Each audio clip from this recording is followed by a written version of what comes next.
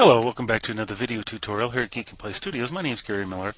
I'd like to cover, discuss, and demonstrate today some tried and true method that has been used very successfully not only in the Hollywood movie studios but also in photographer studios, and that is, it's called three-point lighting. And essentially it is a way to illuminate your a character or any point of focus in your scene that causes it to stand out from the rest of your image without it being really overexposed, and as a result have the colors all washed out. And the lighting also has to look natural. So I've just loaded this poser figure, V3, Victoria 3, into view, and I've got the standard lighting, standard atmosphere. Everything is just standard and default. The only thing I've done to her is I've added a little bit of highlighting to her skin just to create a little bit of sheen. And with the default lighting, this is what we've got. And I guess it looks okay, but this area here on her left side is rather dark, and I'd like to bring out some of that without making the lighting look unnatural. And with three-point lighting, it's one of the most probably successful ways and very simple ways just to illuminate your character. And it works just as well whether you are lighting a character here in this instance a studio setting, or whether you are illuminating a character in an outdoor scene. Let me center on my character here. Right now my default sunlight is a little bit too dark, so what I'm going to do is I'm just going to bring the intensity down just a little bit by making the color of the light a little bit gray. And so for the purpose of this, I'm going to hide her hair because she will render a little bit quicker. So I'm going to render just with the sun and see what I've got. Okay, using just the sunlight with a little bit of gray color applied to it, the brightness of her is really good. I'm very satisfied with it. The highlights are not too intense and washed out, and there's a good overall illumination, except once again the left side of her needs a little work. So let's get into three-point lighting. Three-point lighting essentially uses three sources of light. It uses a main light, which is the main source of light for your entire scene. In this case, that's going to be our sunlight.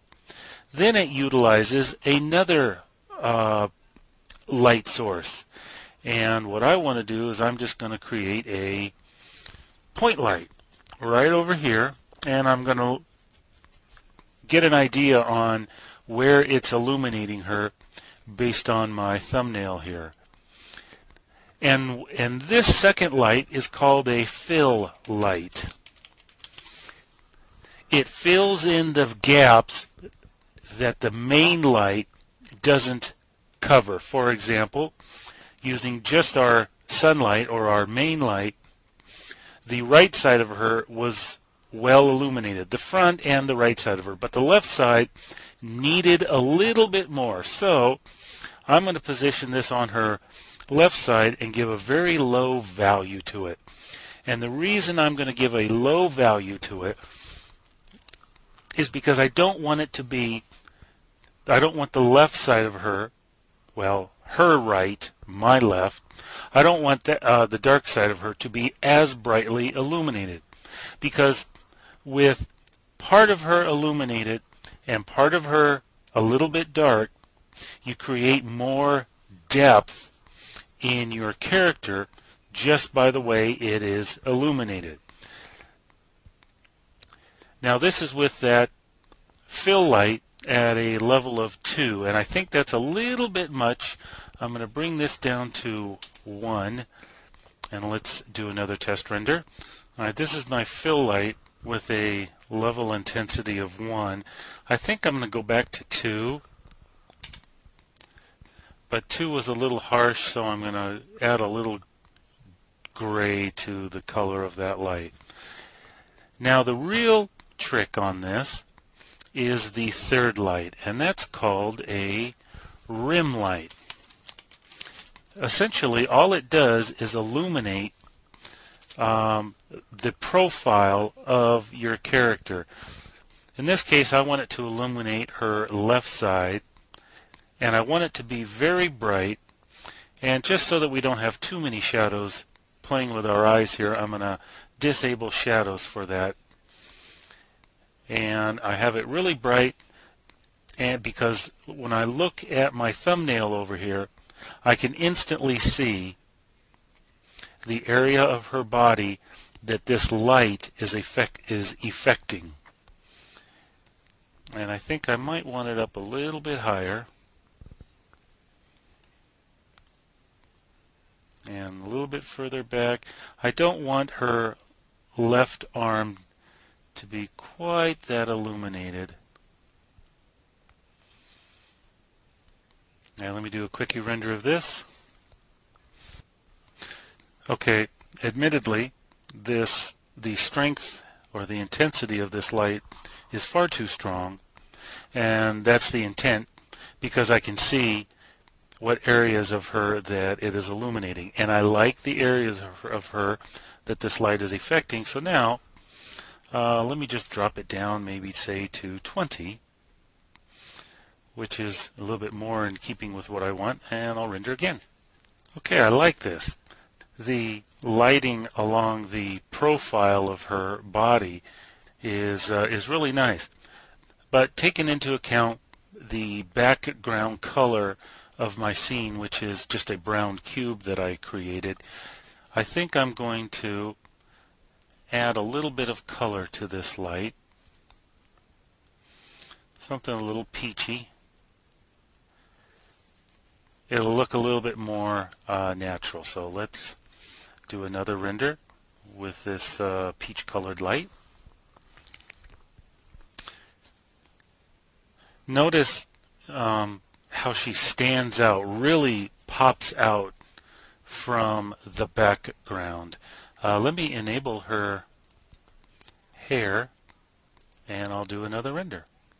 I'll be right back. So here's our finished render. We've got the sunlight, which is our main light, and the purpose of that is to provide a good high overall lighting for the entire scene. But that's not going to illuminate everything. So the second light we created, the fill light, is to help fill in the areas that the main light didn't cover, but not to the same level of intensity as the main light. And the third light that we created behind her, our fill light, does a great job of highlighting, notice the chair here, highlighting the profile or the rim of the character that we are focusing on. Now, this works well for studio portraits like this, but how do we use this in real-world view renders where you have an outdoor scene? Well, I'll show you some renders I made a long time ago, and I think you'll be able to see how effective it is in making the object stand out from its environment. Here's one I recently did. Notice the bright highlights on his arms and on the profile or the rim of his face.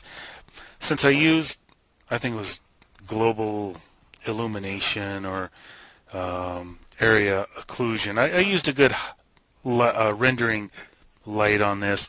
I only needed to use one additional light, and that was a fill light, a rim light, just to add some highlights or some glints of light off of the profile of his body. Here's another one I did, and probably one of the more successful ones. This image Eon used for the front of their View 6 easel software box, and I used GI lighting for this in View 6, which provided good overall illumination, and then I added one additional rim light just to create that strong edge along her profile. Here's another one that I used 3 lights in this one, and I think I made this way back in View 5, but definitely a good example of 3-point lighting. In this one I used global illumination lighting, but I added another fill light and had it just shining on the horses, just so that they stood out a little bit more. This creepy image I used 3-point lighting. I had my main light source. I used a fill light for the front of her just to give her a little bit more illumination, and then I used another very strong light behind her to as a light. Here's another good example of 3-point lighting. Had a really strong rim light because I wanted to create a very harsh, strong, illuminated outline of this creature's hand and this little child's hand. Same thing here with this rattlesnake.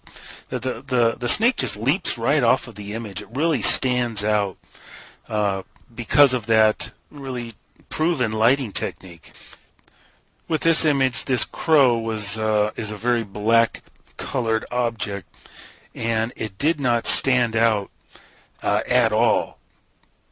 It just looked like a black two-dimensional object or silhouette of a bird, so I added a strong light in front of him, added some highlight to his skin, and it created a very good look to this image, so that this little bird here, crow, raven, whatever it is, blackbird, really stood out. This little fairy character here, another example of 3-point lighting. Got the harsh rim light. It was a very strong volumetric light shining down on top of her, and I added actually I added another little light right down under here around her waist as a fill light, just to illuminate this area a little bit more. This little girl here added a rim light in blue behind her, just so you can see the total size and proportions of this character, and as a result she is drawn off the page a little bit more. On this one I rendered it in global illumination, but I created another little light as a rim light on these little boys and on this little girl. You can definitely see how she stands out because of the illumination of the edge of her here. This is probably one of the best examples of outdoor lighting. This was a global illumination render, and I used one light to shine this direction. Actually, it was probably this direction, so that you can see there's illumination on the back of the horse, along the roof or bridge of its nose, here in the front, and on its legs, and as a result it stands out much more, and it doesn't get lost in the scene, because this little horse here is my focal point. And this last one here, this old man on the bridge, he stands out a little bit more because you can see along the profile of him I've added an extra light to help bring him off the page and make them more noticeable. So I think these are some practical examples of a tried and true method called three-point lighting, where you've got your main light, a fill light, and a rim light. And if you want to learn more, do a Google search on three-point lighting. You will find lots of examples on the internet. So I hope this helps with all of your post work in your renders. And once again, thanks for watching here at Geekatplay Studios. My name's Gary Miller. Have a good day.